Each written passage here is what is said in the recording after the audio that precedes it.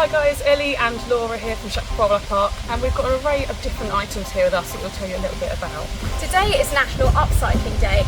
We love to use old things that we don't use anymore. This is one of our favourite bits of enrichment. It's actually recycled fire hose, which we use for lots of our different species around the park.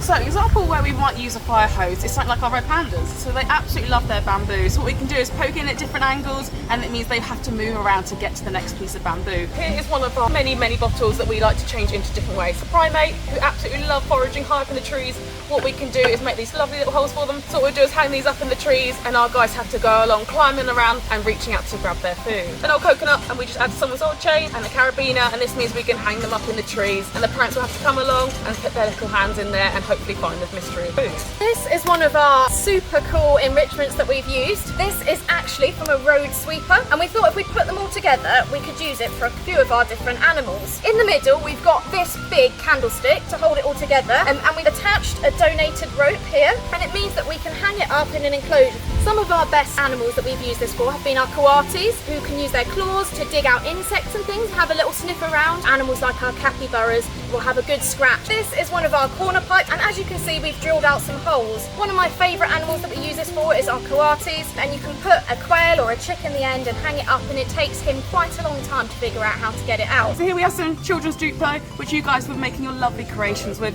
but for our animals it makes perfect enrichment for foraging. So something like our primates, he'll be up in the treetops looking around for their food, so instead we like to hide their food in these pieces, and that means when it's hung up the monkeys are going to have to take them apart and hopefully find their treats inside.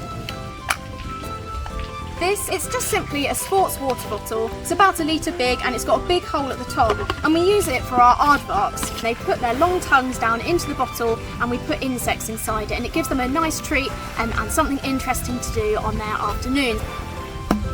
And here is a great example of how we use scent enrichment. Scent enrichment is really important to mark your territory, but also of course just to have a bit of fun. So if like a coati, we can spray this with perfume. They'll do is pull it apart, sniff it around and rub it all over their bodies. And all the way up to our tiger keleboo, she might like to have some straw filled in here. Again, sprayed with different scents, it just gets her thinking about her environment, which maybe smell of prey items, and if this time it smells of perfume.